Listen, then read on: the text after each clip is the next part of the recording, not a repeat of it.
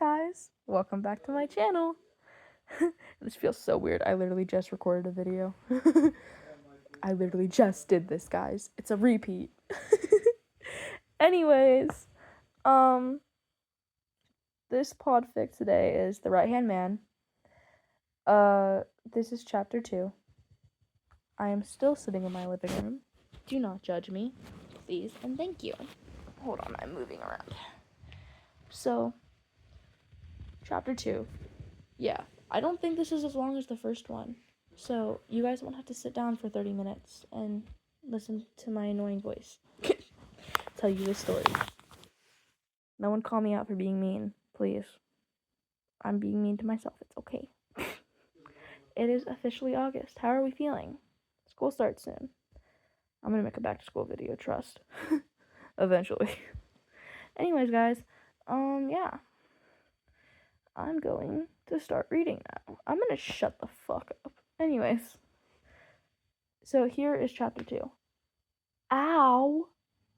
Sorry, I just popped my shoulder. That was not nice. Anyways. Now I'm actually gonna start reading chapter 2. Anyways. Chapter 2. UA. The train ride was almost an hour long. I got off the train and made my way to UA. Why was I on my way to UA? I was meeting up with Shoto. His sister wanted me to have dinner with them after she found out that I was friends with both Shoto and Natsuo. I decided I'd join Shoto on his way to his house, even though I already have his address. I got to the school right as they were letting students out of the building. What I realized immediately was that the people crowding the gate weren't the students, but the press. I groaned. Eraserhead and Present Mike were trying to get the press back away so the students could leave, but it wasn't working. Now, what kind of person would I be if I didn't try and help them get the press to leave? I sighed as I took off my backpack and put it down next to the gate. I took a deep breath before yelling, "Oi, let them go home. They've had a long day." Every reporter's head whipped around to look at me when I started talking, and once they saw me, they all started running towards me. Did I mention that after my father's death, I became kind of famous? Huh, guess not. "Midoriya, what are you doing here? Are you here to see All Might too?" one of the reporters yelled. "Midoriya, are your studies at Shiketsu? Are you, what the fuck? That is not English. Sorry. Midoriya, how are your studies at Shiketsu? Will you become a hero analyst?" another yelled. "Midoriya, were you kicked out of Shiketsu? Are you trying to get into UA?" my least favorite reporter yelled. I sent him an unimpressed look and he shut his mouth. "Shimura, how are things at Shiketsu? Have you become friends with all of your classmates?" my favorite reporter, Samana, asked, smiling the whole time. "Hello, Samana-san. Things are going well at Shiketsu. I haven't become friends with all my classmates. I don't plan on making many friends at Shiketsu, so I'm fine with the way things are right now," I said, smiling at her. She gave me a sad smile in return. "Now, if you'll excuse me, I have to attend to my personal business. And I'm sure that the UA teachers would appreciate it if you'd stop trying to bombard them with questions and demands about interviewing All Might. Please head home." The reporters all looked down at the ground as they walked away. The only one who stood in front of me was Samana. She took a step forward and gave me a hug. I hugged back. When she pulled away, she put a hand on my cheek and hit it slightly. "I'll see you next week for that interview," she said, smiling before walking away. I smiled as I watched her walk away. Once she was out of earshot of anything I might say, I turned my head to look at Eraserhead and Present Mike, who were gawking at me. I raised an eyebrow at them as I walked towards where they were standing, picking up my backpack on the way. "What?" I asked when I stood in front of them. "How?" Present Mike asked, blinking rapidly. "How did you get them all to leave just like that?" He snapped his fingers when he said that. I shrugged.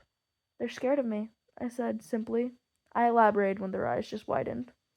I got into a squabble with a reporter a few years ago, and when they wouldn't leave me alone after I asked them several times to, I exploded and punched him square in the nose. Eraserhead schooled his expression as he let out a long sigh. "Who are you?" he asked, looking me up and down. "I'm the one who emailed you earlier. I'm Izuku Midoriya," I said, forcing my smile onto my face as I said Midoriya. Eraserhead looked at me with the tiniest hint of surprise. "You're Shimura?" he asked, and I narrowed my eyes. "My name change hasn't been fully approved yet." "How do you know the name Shimura?" I asked, and then it dawned on me. My expression fell, but I kept it stoic. "Oh, you talked to Nezu. He told you." Eraserhead nodded. I nodded too. "Well, anyways, I'm not here to talk to you, Eraserhead. It's nice to talk to you face to face, but I actually came here for your student," I said, smiling as I turned to walk away. As I walked away, I waved. I skipped over to Shoto, who was talking with Hitoshi Shinzo. I think the universe is trying to get back at me for lying about being friends with him. God damn it. I'm sorry, universe. I wasn't thinking when I was talking. Please don't kill me. I walked up to them. "Shoto," I said as he turned his head to look at me. "I didn't know you had friends other than me. Damn, guess I'm not as special as I thought." Shoto shrugged. "I don't know what you mean when you say you're not special. You were my first friend. Also, it was bound to happen. At some point.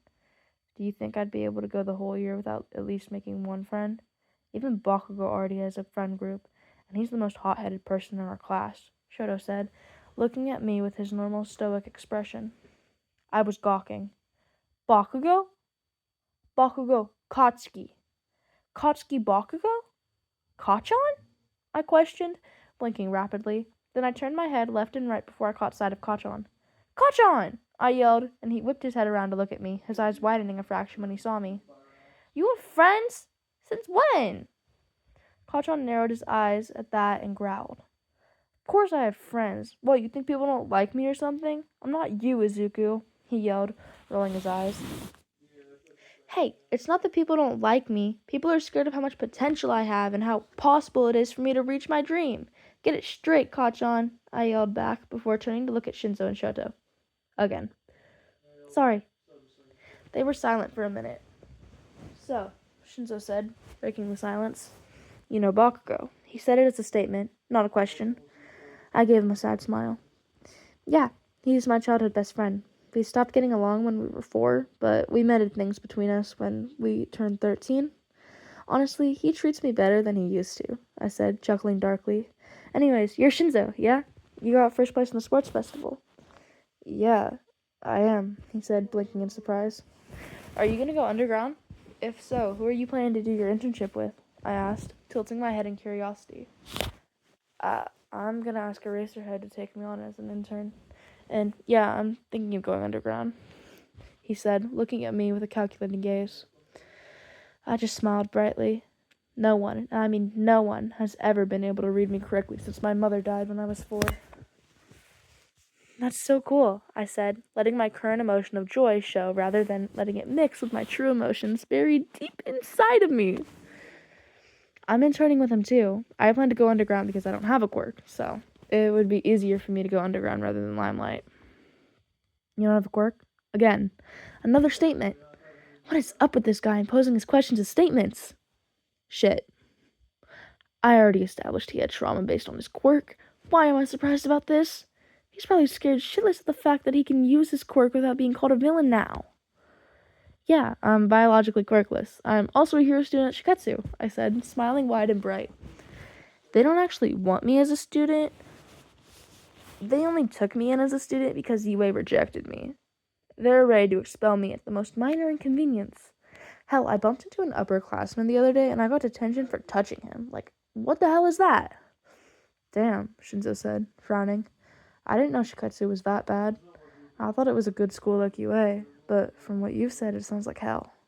I laughed. "It really is hell. Fuck, the only good thing about Shiketsu is the teachers are actually nice to me, even if they don't do shit about bullying," I said, chuckling darkly. "I thought you said that they were trying to stop the bullying," Shoto said, head tilted. "Do I have to force my father into helping me get the teachers at Shiketsu to pull their heads out of their asses?" I laughed again. "You don't have to force Endeavor to do anything. Honestly, I could probably force him to do something if I wanted to, but I think Chizome is already concocting a plan to tear them to shreds, so I think we're good," I said, smiling wide. Shoto nodded. "Chizome is always acting like a father to you," he observed. "Izuku, are you Chizome's secret love child?" I groaned. Shoto, we've been over this, I said, looking at him deadpan. First, you asked if I was a Eraserhead's secret love child. Not Shizume. When will you stop asking if I'm the secret love child of people I have little to no contact with? You've literally seen pictures of me and my parents. Shoto shrugged. It's hard to believe you when I've never met them, he said. Photoshop does exist. I sighed. It's kind of hard for you to meet them when they're dead, Shoto, I said, rolling my eyes. What do you want me to do, dig up their graves or something? I'm literally in both of their obituaries as their son. Wait, Shinzo said, putting his hands up in a stop motion. Your parents are dead? That means you're in foster care. Yeah, I was put in foster care when I was 4, I said, smiling. I went through a bunch of physically abusive houses from ages 4 to 6, but I finally got a family that wasn't physically abusive. They just never come home, which is fine by me. Oh. Shoto and Shinzo said at the same time. Shinzo continued. Shit, sorry, I shouldn't have said anything. I cut him off by grabbing his wrist and smiling. You're fine, I said, squeezing his wrist slightly before letting go. I'm okay. My foster parents still give me money to survive off of. They just don't come home. I've been living the same way for almost a decade. I'm okay. Shinzo took my hands in his before speaking. There's nothing anyone can do to change the past. I know that. And I know we just met, but I want to tell you that I have some idea of what you're going through. I was in foster care too, but I was adopted by a good family, and I hope you get that too. I know it won't happen right now, but I hope you get a happy ending like that eventually. I smiled at him. Thanks, Shinzo, I said. I needed to hear that. Shinzo just nodded before letting go of my hands. Shoto looked back and forth between the two of us. Have you two been dating without telling me? He asked, bluntly, and I choked. Excuse me? I asked, eyes wide and a blush creeping up my neck. For the record, if I was dating Shinzo, I would have told Shoto. I'm not hearing a no, Shoto said, looking up at the sky. I was about to answer, but my phone went off before I could say anything. The thing is, the ringtone wasn't coming from my main phone, but one of my burner phones. I pulled it out of my backpack and answered the call. Hello? Izuku, honey. I frowned at hearing my foster mother's voice. How have you been? Have you been eating well? What do you want, Sarayama? I asked, glaring daggers into the ground. Well, I was calling to let you know that your dad and I are on our way home, she said, a smile clear in her voice. I sighed. You were notified of my acceptance in Shiketsu? It was a statement, not a question. I started talking again before I even realized that Eraserhead and Present Mike were making their way over to us. Do you expect me to just accept you back into my life? Izuku, what are you talking about? We've been in your life, Sarayama said, keeping her tone soft. My blood was boiling. At that moment, I saw Eraserhead and Present Mike. I didn't change my reply. You fucking left me to fend for myself for a decade. I've been living off of $20 a month to buy myself food and anything sustainable for human life. The only thing you did to help me survive is pay for the house I've been staying in. Other than that, you were never there. I hope you know that when you get to the house, you won't be able to get in. I changed all of the damn locks, and I have several different security systems set up that will kick your ass if you try to get in. Now, good day. My voice rose as I talked. When I finished, I threw my phone onto the sidewalk and stepped on it. Everyone was silent, not just those around me, but everyone who was still in the process of leaving the school. I didn't care and just pulled out my main phone. I called Chizume as I walked towards the gate. Once he picked up, I started talking. Get ready for the Wanmadas to pull up. Sarayama just called me and said they're on their way. I'll be there in 5 minutes. I ended the call without letting Chizume get a word in. Izuku, Shoto called from behind me. I stopped and turned. I was still full of rage, but I wasn't going to ignore my best friend. Aren't you coming over for dinner? He asked. I nodded. This'll take 30 minutes, tops. Bring Shinzo with you, though, I said, turning around and starting to walk away. Fuyumi will want to meet your first UA friend. Then I disappeared from everyone's view. Page divider, which I realized I never put the page divider in. It literally still says insert page divider here. Sorry. So, I said, watching Shimura walk away. Who was he talking to that made him so mad he broke his phone? His foster mom, Todoroki supplied. And if that wasn't concerning enough, what Todoroki said next was. Also, don't worry, that was only one of his burner phones. It wasn't his main phone. That's... Mike started. Not concerning in the slightest. Where's he going?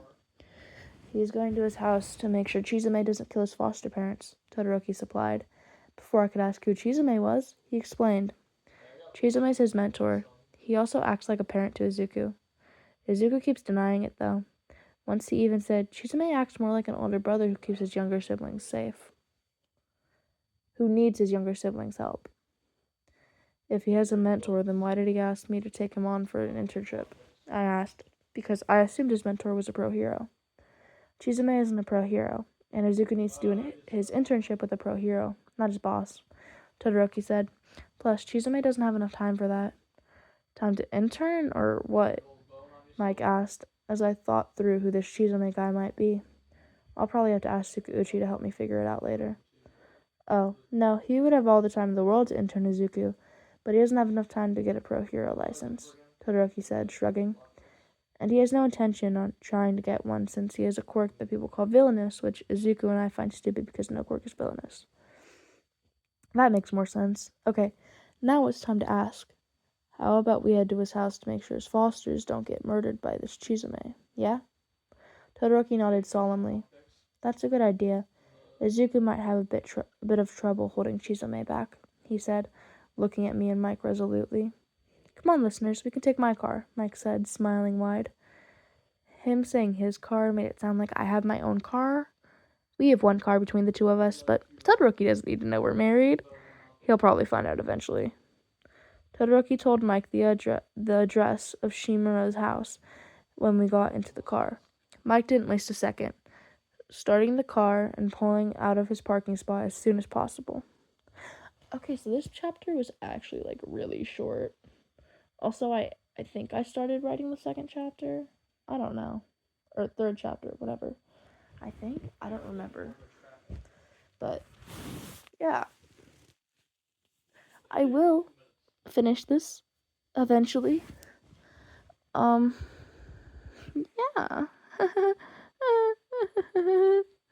Anyways. I am so tired, guys. I have been up. Actually, I haven't even been up that long. I've been up for 14 hours. I've been up since 10. And it's now 12. I want to go to sleep. But I want to record these videos too, so. Guys. You're not helping my sleep deprivation. Because I'm not going to have enough time to record these tomorrow. Because I'm going to be busy tomorrow. Moving my brother's stuff. So, that's fun. Anyways, yeah. Anyways, guys. I'm gonna go Podfic again.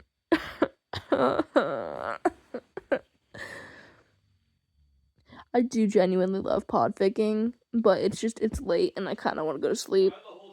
But I also want to finish the podficking, so y'all get my dilemma. Anyways, I love you so much. Have a great day, night, morning, evening, wherever you are, and I will see you in the next video. Bye!